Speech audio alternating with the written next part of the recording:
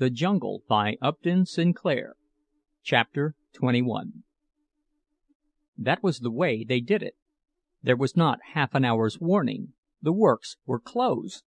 It had happened that way before, said the men, and it would happen that way forever. They had made all the harvesting machines that the world needed, and now they had to wait till some wore out.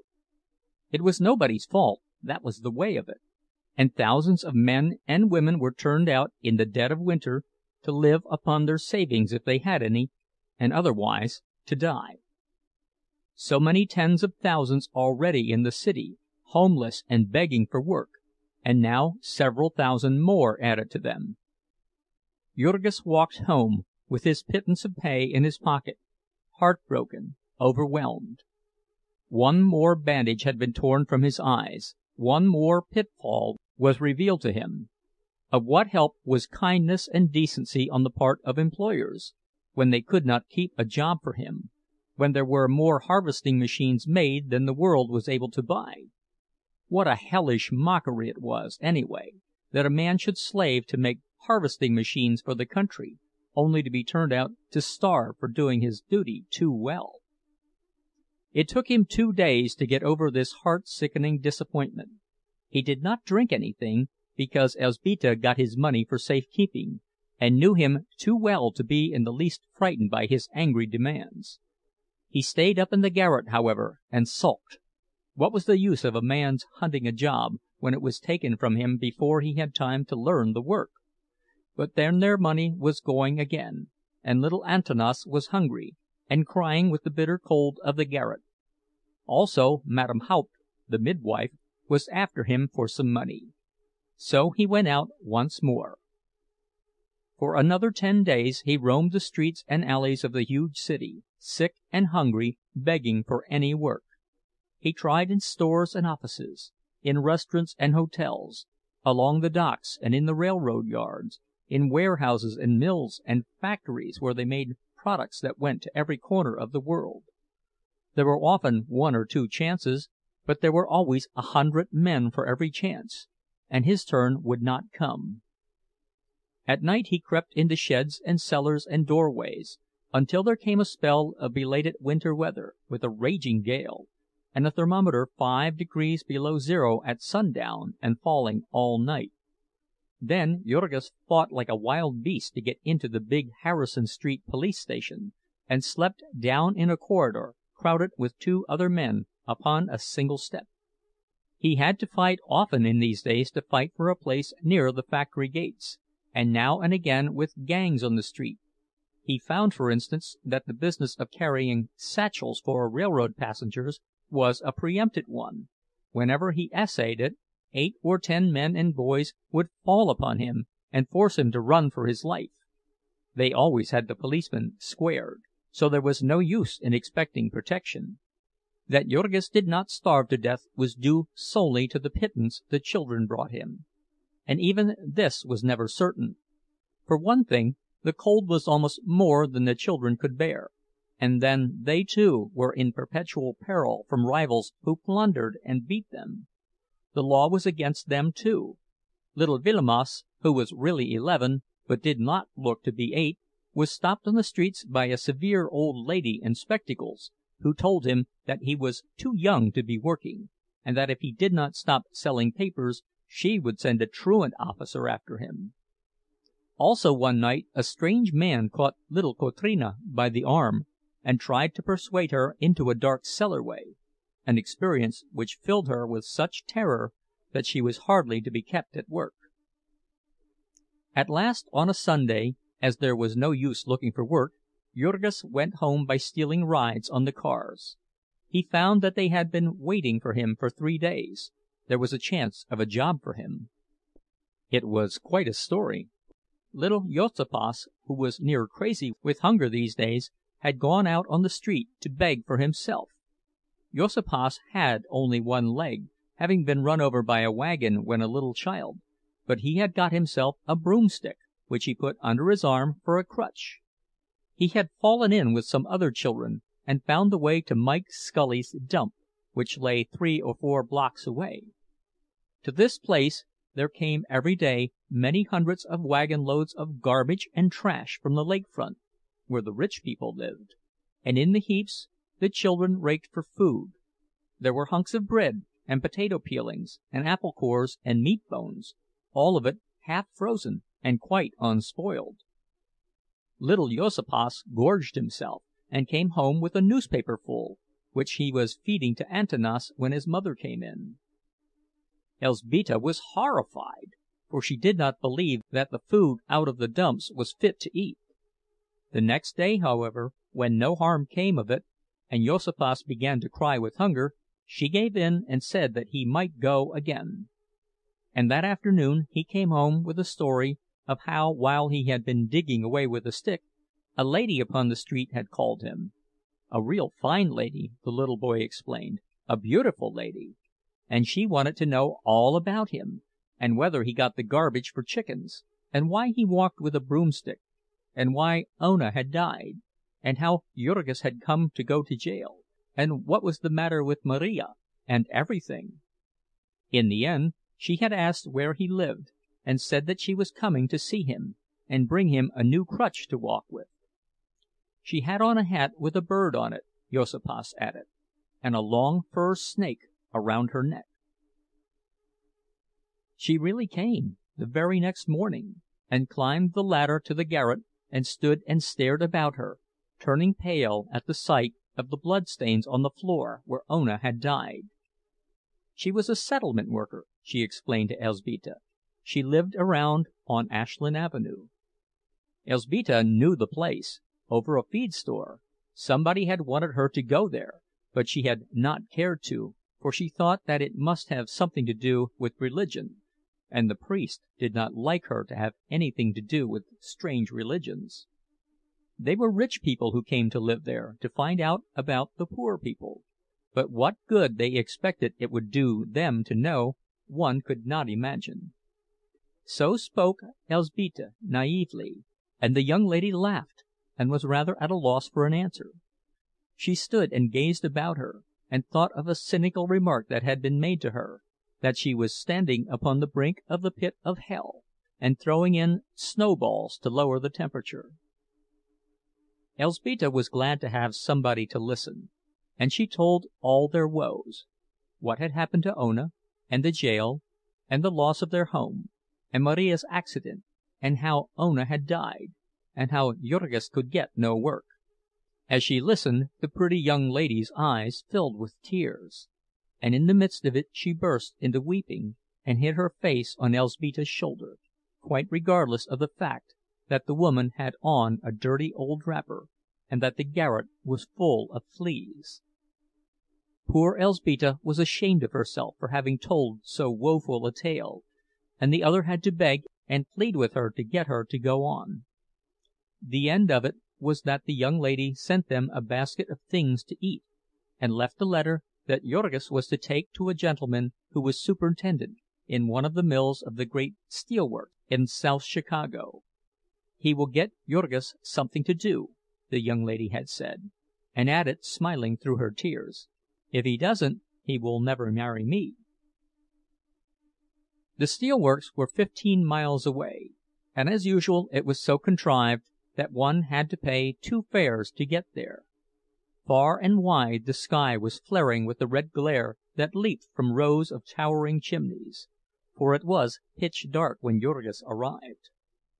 The vast works, a city in themselves, were surrounded by a stockade, and already a full 100 men were waiting at the gate where new hands were taken on. Soon after daybreak whistles began to blow, and then suddenly thousands of men appeared, streaming from saloons and boarding-houses across the way, leaping from trolley cars that passed. It seemed as if they rose out of the ground in the dim gray light. A river of them poured in through the gate, and then gradually ebbed away again, until there were only a few late ones running, and the watchmen pacing up and down, and the hungry strangers stamping and shivering. Jurgis presented his precious letter. The gatekeeper was surly, and put him through a catechism, but he insisted that he knew nothing, and as he had taken the precaution to seal his letter, There was nothing for the gatekeeper to do but send it to the person to whom it was addressed. A messenger came back to say that Jurgis should wait, and so he came inside of the gate, perhaps not sorry enough that there were others less fortunate watching him with very greedy eyes. The great mills were getting under way. One could hear a vast stirring, a rolling, and rumbling and hammering. Little by little the scene grew plain: towering black buildings here and there, long rows of shops and sheds, little railways branching everywhere, bare gray cinders underfoot, and oceans of billowing black smoke above. On one side of the grounds ran a railroad with a dozen tracks, and on the other side lay the lake, where steamers came to load. Jurgis had time enough to stare and speculate, for it was 2 hours before he was summoned. He went into the office building, where a company timekeeper interviewed him. The superintendent was busy, he said, but he, the timekeeper, would try to find Jurgis a job. He had never worked in a steel mill before, but he was ready for anything. Well, then they would go and see. So they began a tour among sights that made Jurgis stare amazed. He wondered if ever he could get used to working in a place like this, where the air shook with deafening thunder, and whistles shrieked warnings on all sides of him at once, where miniature steam engines came rushing upon him, and sizzling, quivering, white-hot masses of metal sped past him, and explosions of fire and flaming sparks dazzled him and scorched his face. The men in these mills were all black with soot, and hollow-eyed and gaunt. They worked with fierce intensity, rushing here and there, and never lifting their eyes from their task. Jurgis clung to his guide like a scared child to its nurse, and while the latter hailed one foreman after another to ask if they could use another unskilled man, he stared about him and marveled.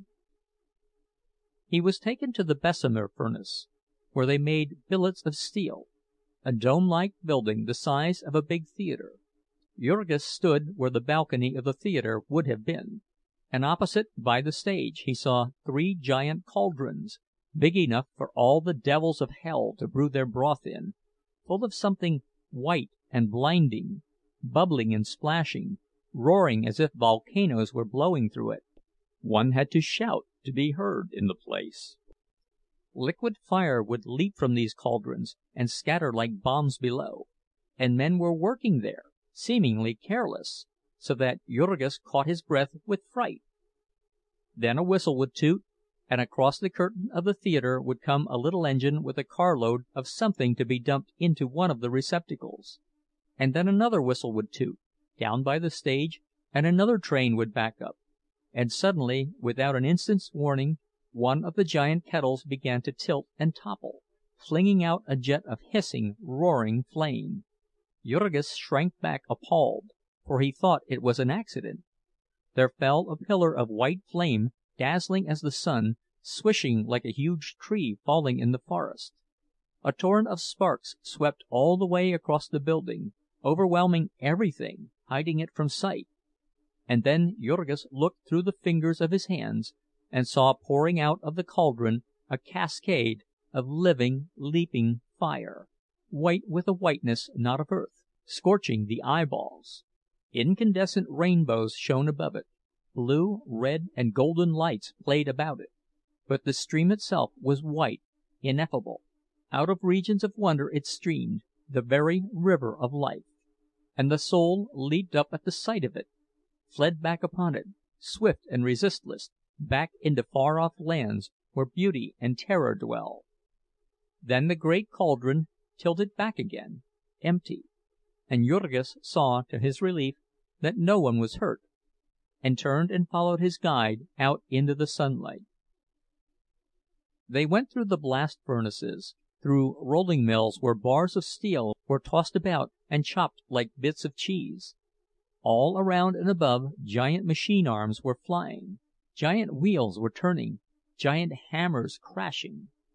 Traveling cranes creaked and groaned overhead, reaching down iron hands and seizing iron prey. It was like standing in the center of the earth, where the machinery of time was revolving.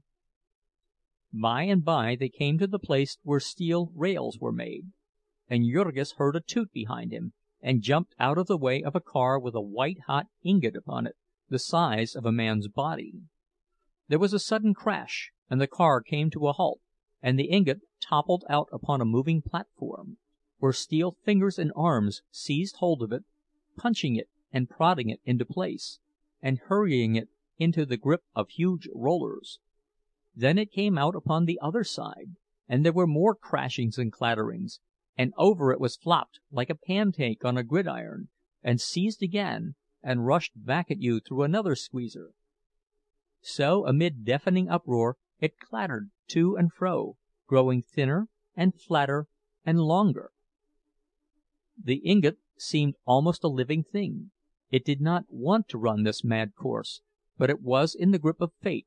It was tumbled on, screeching and clanking and shivering in protest. By and by it was long and thin. A great red snake escaped from purgatory, and then as it slid through the rollers you would have sworn that it was alive. It writhed and squirmed, and wriggles and shudders passed out through its tail, all but flinging it off by their violence. There was no rest for it until it was cold and black, and then it needed only to be cut and straightened to be ready for a railroad. It was at the end of this rail's progress that Jurgis got his chance. They had to be moved by men with crowbars, and the boss here could use another man. So he took off his coat and set to work on the spot. It took him 2 hours to get to this place every day, and cost him $1.20 a week. As this was out of the question, he wrapped his bedding in a bundle and took it with him, and one of his fellow workingmen introduced him to a Polish lodging-house, where he might have the privilege of sleeping upon the floor for 10 cents a night. He got his meals at free lunch counters, and every Saturday night he went home, bedding and all, and took the greater part of his money to the family. Elzbieta was sorry for this arrangement, for she feared that it would get him into the habit of living without them, and once a week was not very often for him to see his baby. But there was no other way of arranging it. There was no chance for a woman at the steelworks, and Marija was now ready for work again, and lured on from day to day by the hope of finding it at the yards. In a week Jurgis got over his sense of helplessness and bewilderment in the rail mill. He learned to find his way about and to take all the miracles and terrors for granted, to work without hearing the rumbling and the crashing. From blind fear he went to the other extreme. He became reckless and indifferent, like all the rest of the men, who took but little thought of themselves in the ardor of their work. It was wonderful, when one came to think of it, that these men should have taken an interest in the work they did. They had no share in it. They were paid by the hour, and paid no more for being interested. Also, they knew that if they were hurt, they would be flung aside and forgotten, and still they would hurry to their task by dangerous shortcuts, would use methods that were quicker and more effective in spite of the fact that they were also risky. On his 4th day at his work, Jurgis saw a man stumble while running in front of a car, and have his foot mashed off, and before he had been there 3 weeks, he was witness of a yet more dreadful accident. There was a row of brick furnaces, shining white through every crack with the molten steel inside. Some of these were bulging dangerously, yet men worked before them, wearing blue glasses when they opened and shut the doors. One morning, as Jurgis was passing, a furnace blew out, spraying 2 men with a shower of liquid fire. As they lay screaming and rolling upon the ground in agony, Jurgis rushed to help them, and as a result he lost a good part of the skin from the inside of one of his hands. The company doctor bandaged it up, but he got no other thanks from anyone, and was laid up for 8 working days without any pay. Most fortunately at this juncture, Elzbieta got the long-awaited chance to go at 5 o'clock in the morning and help scrub the office floors of one of the packers. Jurgis came home and covered himself with blankets to keep warm, and divided his time between sleeping and playing with little Antanas. Juozapas was away raking in the dump a good part of the time, and Elzbieta and Marija were hunting for more work. Antanas was now over a year and a half old, and was a perfect talking machine. He learned so fast that every week when Jurgis came home it seemed to him as if he had a new child. He would sit down and listen and stare at him, and give vent to delighted exclamations. "Polak! Muma! Tu mana sherdele!" The little fellow was now really the one delight that Jurgis had in the world, his one hope, his one victory. Thank God Antanas was a boy, and he was as tough as a pine knot, and with the appetite of a wolf. Nothing had hurt him, and nothing could hurt him. He had come through all the suffering and deprivation unscathed, only shriller voiced and more determined in his grip upon life. He was a terrible child to manage, was Antanas, but his father did not mind that. He would watch him and smile to himself with satisfaction. The more of a fighter he was, the better. He would need to fight before he got through. Jurgis had got the habit of buying the Sunday paper whenever he had the money. A most wonderful paper could be had for only 5 cents, a whole armful, and with all the news of the world set forth in big headlines that Jurgis could spell out slowly, with the children to help him at the long words. There was battle and murder and sudden death. It was marvelous how they ever heard about so many entertaining and thrilling happenings.